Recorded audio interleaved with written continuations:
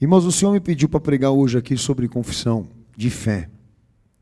E esse texto que eu abri com muitos outros, vou aproveitar para abrir mais um aqui, de João 20, 28.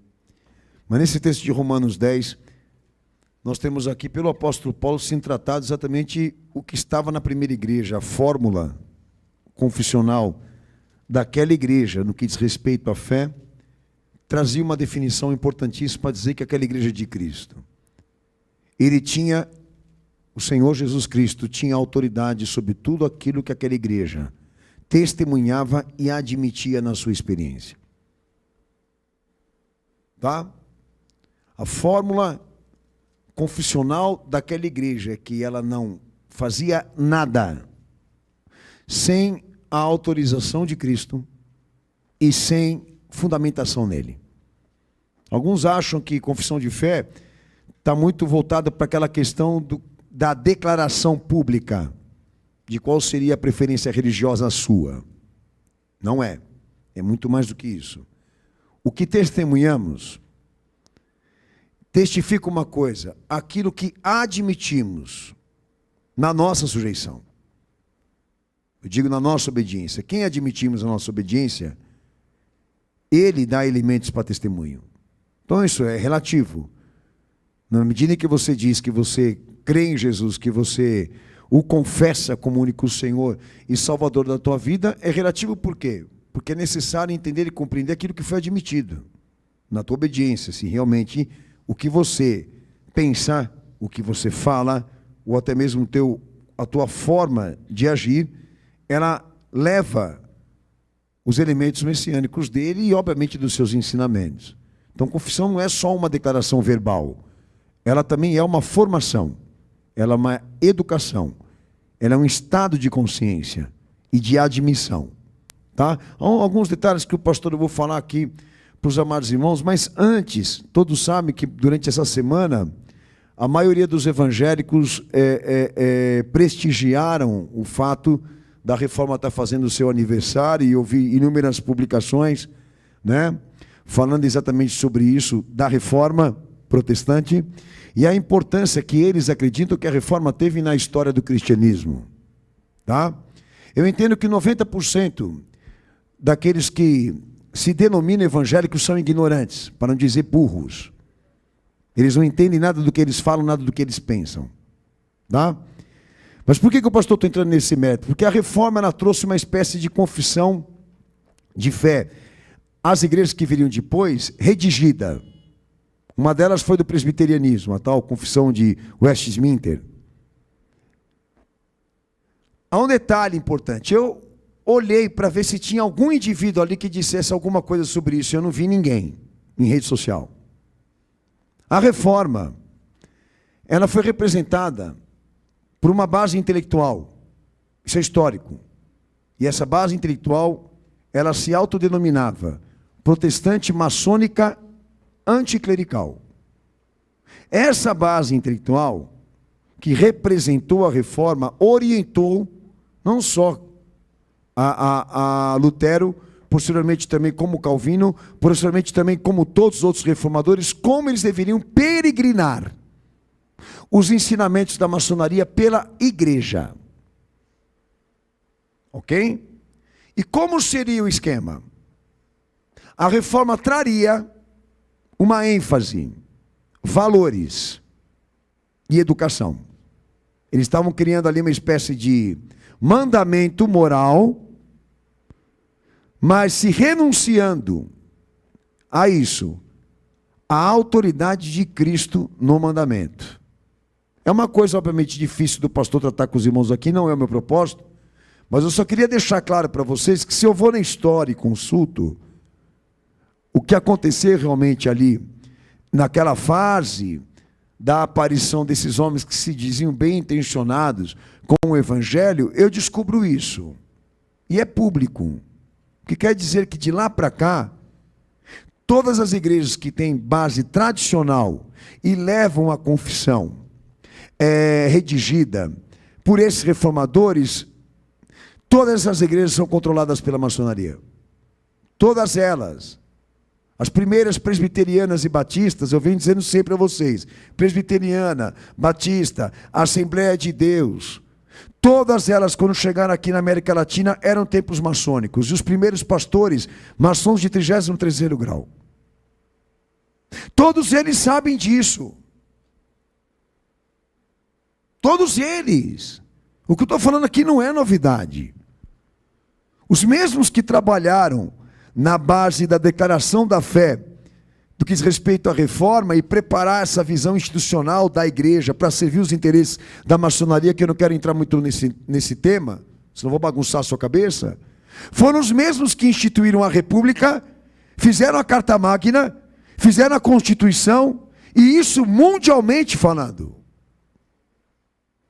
É um sistema que age, de um lado, pela política, do outro lado, pela religião. Uma coisa bem feita, bem desenhada, bem arquitetada. Um regime de controle mesmo. Que esses caras fizeram uma coisa tão bem feita que tudo que se fala dentro da igreja e se prega dentro da igreja tem o dedo deles. Por causa dessa visão de querer seguir, se orientar por mentes brilhantes. E não isso. O que Jesus pregou, porque eu poderia, com poucos detalhes aqui, chegar exatamente nessa problemática. Quem manda aqui? Quem manda aqui é quem cumpriu a redenção e é o Messias, ou quem manda aqui é o homem? É muito simples de chegar nessa avaliação e nessa conclusão, mas o povo não quer. Entendeu? Por isso que eu estou dizendo aos irmãos, tudo que a gente pensa, fala ou faz, precisa ter uma confirmação disso, Cristo. Porque a marca da igreja é isso, sua essência, é isso. Ela vem do Senhor, ela foi gerada por Ele. Então tudo que ela trabalha em torno da fé, precisa levar os seus atributos. Então estou te dando aqui só uma observação, que é deprimente saber que existem igrejas que tenham declarações de fé estruturadas pelo racionalismo e pelo iluminismo maçônico, compartilhadas por tradições, por influências, não só maçônicas como também filosóficas. Uma coisa tão simples de se resolver, mas não querem resolver. Entendeu? Eu digo, de uma verdade que você pode chegar nela, né? Mas você não quer. Por quê? Porque você tem laços com aquilo, apego com aquilo, sentimento com aquilo. A gente até às vezes muito entra na questão, pelo Verdade em 10 Minutos, até no movimento, dessas verdades, e alguns falam, mas tá bom, para onde eu vou? Que igreja que eu vou? Se nenhuma mais presta segundo o que o senhor está falando, não sei, problema é seu, se vira. Mas não quer dizer que pelo fato de você olhar e ver que está tudo controlado, que você vai continuar no meio deles, porque você não tem uma outra opção. Se a tua igreja, se o teu ministério, se o teu pastor está conveniado a essa estrutura, que é o protestantismo e a reforma, você tem que condenar. Sair rápido daquilo lá. Hoje mesmo nós tivemos uma figura de um pastor conhecido aí falando de novo sobre o protestantismo, renomando, exaltando pelo fato de ter sido protestantismo que colocou a política dentro da igreja, caramba. E eu lá me esgoelando e me matando para mostrar que esses caras são canalha, e ele mesmo vai a público e assume que o sistema que ele serve, que o sistema que ele obedece é a reforma e o protestantismo e não o evangelho, pô. Senhores, o protestantismo tem o mesmo peso de importância de controle da educação na igreja como o catolicismo. O mesmo peso. Eu costumo dizer que quando acaba o domínio papal e entra o protestantismo e a reforma, é só mudança de gerente. Porque o sistema é o mesmo, o poder é o mesmo. Só muda o gerente. Os desgraçados são os mesmos. Agora, eu estou falando isso e me envergonho, porque eu nasci num lar protestante, de pais protestantes. Por um bom tempo eu fui refém de conceitos, de pensamentos, que eu não vou entrar no mérito aqui, senão eu vou tomar meu tempo. E para mim sair dessa bolha, demorou, hein? Que detalhe, quando eu comecei a descobrir essas deformidades teológicas, na minha formação como cristão e como pastor, e fui tentar procurar exatamente entender e compreender no que eu estava pecando, no que diz respeito à formação de fé, e trazer isso a púlpito, aonde eu tinha liberdade para pregar, eu passei a enfrentar uma resistência enorme dentro da igreja. Porque as pessoas não deixavam, não queriam. Eu acho que essa resistência até o dia de hoje a gente enfrenta aqui. Porque as pessoas são apegadas mesmo às tradições. Umas por interesse, outras por questão também até mesmo de comodismo. Eu não sei qual que é o problema desse povo. Mas eu chego a uma conclusão que para a maioria, eles nunca quiseram Jesus, eles sempre quiseram a religião, eu entendo assim. Entendeu? Sabendo que o Lutero é um papa disfarçado. Lutero é um papa disfarçado. Essa é a verdade, ele é o papa da reforma. O mínimo que nós deveríamos ter feito, tendo consciência disso, era essa postura decente, de não estar no meio deles. Não importa se eu tiver que ficar em casa orando. Só não vou estar no meio deles. Sabendo que tudo que se pensa, se fala ali e se faz ali em torno da fé, leva deformidades teológicas e princípios que são maçônicos. E um deles é a política dentro da igreja. Então, até que ponto nós aceitamos esse Jesus? Até que ponto nós aceitamos esse Senhor? Não só no que diz respeito ao nosso testemunho, mas no que diz respeito também à nossa forma de pensar.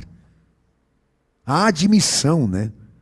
O comprometimento disso, de receber o que é dele sem questionar.